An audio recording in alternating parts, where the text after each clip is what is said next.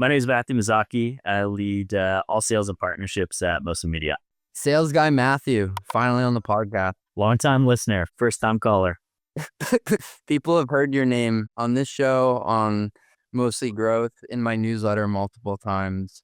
He is a real person. He's not AI. As far as I'm concerned. Looking back, we've been working together for 3 full years, but you're actually now booking out the 4th year of us working together as we speak, 2027. It's pretty crazy. I feel like we've really been picking up momentum. I also think that the industry in general has started to move towards a lot of partners booking both annual contracts and looking a lot farther out. So puts us in a really good place for planning a 4th and even 5th year of media company. Does it feel good though to have that monkey off your back, like to end Q1 that you're like, okay, I have this year sold? I think we got it done on a Friday. And so I had Friday, Saturday, and Sunday feeling like there was no monkey on my back. And then by Monday, it was full throttle for 2027. So short-lived, but I feel like it's always about looking at what's coming next.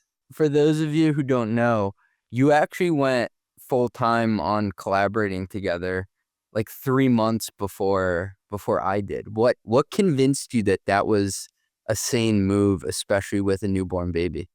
I don't know if it was the same move. It was definitely a move with a lot of conviction, though. I feel like working in sales for the majority of my career, I feel like it was a really obvious tell that we had product market fit almost immediately. It felt like we had really strong audience feedback, like CFOs and the community was strong and continuing to grow. We found product market fit with just the right companies who were looking to get in front of these CFOs. And we continuously had inbound leads and inbound customers that were coming to us, just banging down the door to work with us and find ways to connect with the audience. So it felt like we really had something special from the early days, like almost looking at it as like a marketplace where it's like we had both sides of it humming and with good fit almost immediately. So it felt like, the right opportunity. I feel like you only get so many times in your career that you get to work on something from the ground stages. So time to do it now before the daycare bills get higher. Yeah, I know. I was laughing with Callie, who we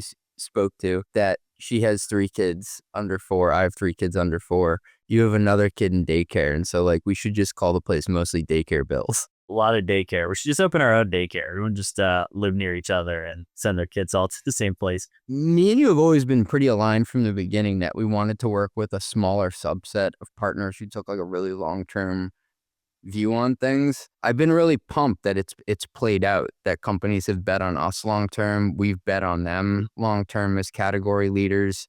And I think like the conversations that you have with them month to month, just it makes it better and better.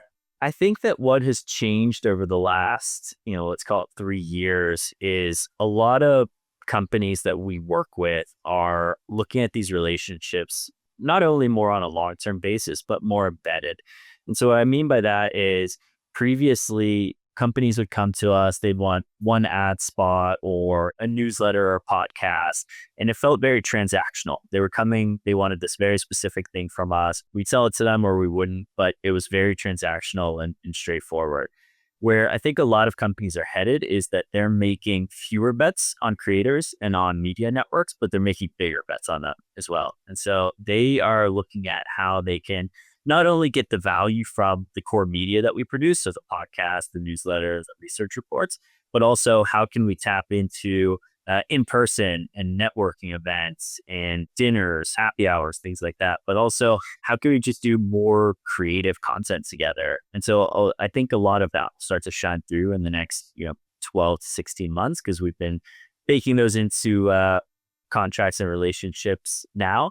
And I think it will only continue to get more and more integrated with the companies that we work with.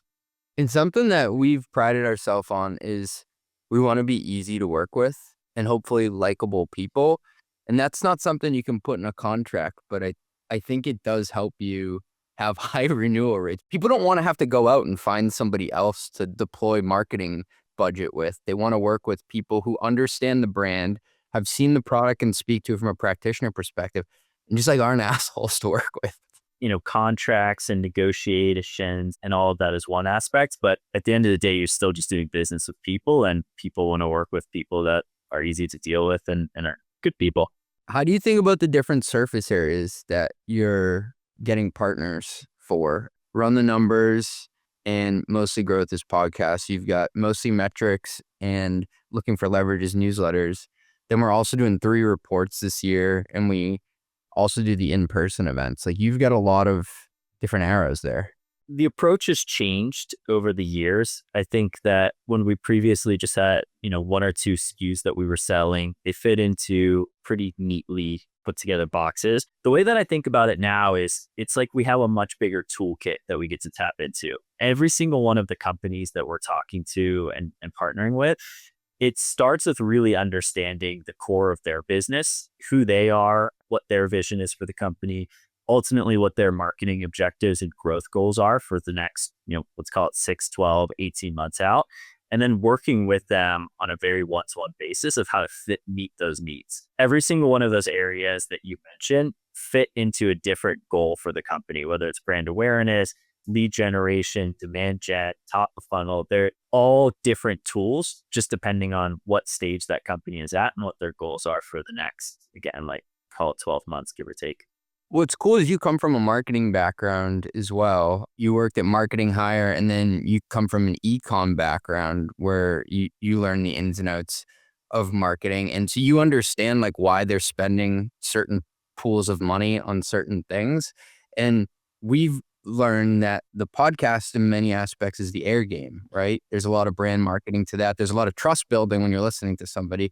And then the newsletter is more the ground game where it's more attributable, but you have to learn, what are you trying to accomplish by working with us? I never want to sell or, put together a proposal for a company that doesn't meet their needs and isn't valuable. And I think that a lot of that comes down to the core way that we look at the business, which is long-term partners that we want to be working with for multiple years and that we want to be taking bets on them, just like they're taking bets on us. You talk to actually more sponsors and partners than I do. What are the questions that they usually ask you about what we're building, what we're trying to accomplish? Like, you're kind of the front door to the company. I look at it in a lot of ways.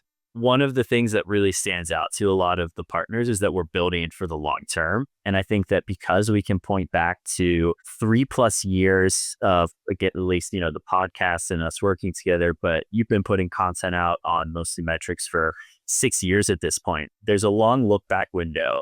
And I think that a lot of partners come to us and know that we'll be around next year and the following year. And so it allows us to make those bets and know that we're going to continue putting the content out. Very similar to what I was describing about us being around for so long is we've built that community over time. It has been like 1 subscriber at a time for the last 6 years, and it's all been organic. And I think that that's the really unique aspect, like no real PR pushes, no real paid ads, acquiring subscribers. It's really just been about word of mouth because the content has been so good for the last, 6+ years of the company. We've been working together for over 3 years. Where do you think this is in another 3?